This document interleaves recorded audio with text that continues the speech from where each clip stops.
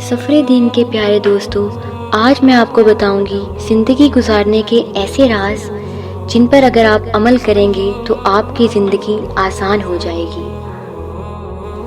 جب کسی کو کسی سے رشتہ ختم کرنا ہو تو سب سے پہلے وہ اپنی زبان کی مٹھاس ختم کرتا ہے۔ اپنے اندر پرندے کی طرح عاجزی پیدا کرو، جو آسمان کی بلندیوں کو چھو کر بھی اپنی گردن جھکا کر رکھتا ہے۔ ہمیشہ ایسے شخص کو چنا کرو جو آپ کو عزت دے، کیونکہ عزت محبت سے کہیں زیادہ خاص ہوتی ہے۔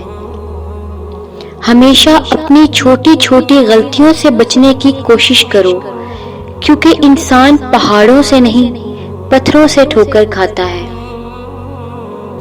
صرف پیسے کا ہونا رزق نہیں ہے، نیک اولاد، اچھا اخلاق اور مخلص دوست بھی رزق میں شامل ہیں۔ تمہارے والدین تمہیں بچپن میں شہزادوں کی طرح پالتے ہیں، لہٰذا تمہارا فرض بنتا ہے کہ انہیں بڑھاپے میں بادشاہوں کی طرح رکھو۔ مصیبت کے وقت بھی مطمئن نظر آؤ اور مشکلات کے باوجود خوش باش رہو۔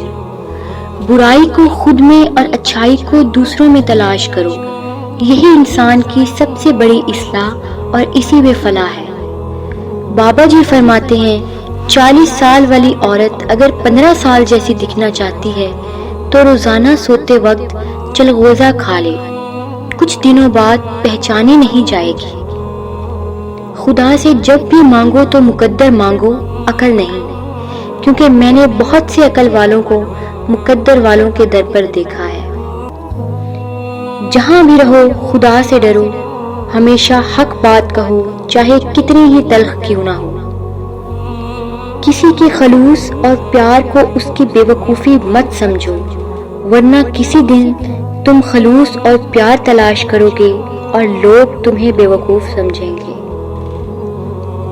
کبھی بھی کسی کو دکھ مت دو، کیونکہ معافی مانگ لینے پر بھی دل میں درد باقی رہ جاتا ہے، جس طرح دیوار میں سے کیل نکالنے پر سوراخ باقی رہتا ہے۔ کبھی بھی اپنی جسمانی طاقت اور اپنی دولت پر بھروسہ مت کرنا، کیونکہ بیماری اور غریبی آنے میں دیر نہیں لگتی۔ اپنے دوست کو اتنے ہی راز بتاؤ کہ کل کو اگر وہ تم سے دشمنی پر آمادہ ہو تو تمہیں کوئی نقصان نہ پہنچا سکے۔ جب تمہاری مشکلات حد سے بڑھنے لگیں تو سمجھ لو کہ اللہ تعالیٰ تمہیں کوئی بلند مقام دینے والا ہے۔ اگر کوئی شخص اپنی بھوک مٹانے کے لیے روٹی چوری کرے تو چور کے ہاتھ کاٹنے کی بجائے بادشاہ کے ہاتھ کاٹے جائیں۔ مجھے مایوس ہونے والے شخص پر تعجب ہوتا ہے جبکہ اس کے پاس استغفار کی قوت موجود ہے۔ آپ سب سے گزارش ہے کہ اپنا اظہار خیال کمنٹ سیکشن میں ضرور کریے گا۔